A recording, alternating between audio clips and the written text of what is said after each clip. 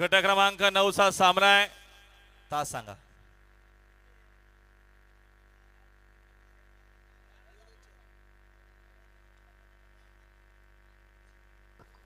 वळा गट क्रमांक या मैदानातील 10 वळा आणि 10 सुटण्यासाठी सज्ज होतोय.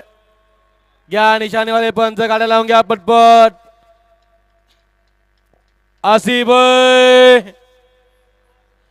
11 ते 20, 21 ते 35, 36 ते शेवटचा शेवटचा 54 झुपायला घ्यायचा आहे.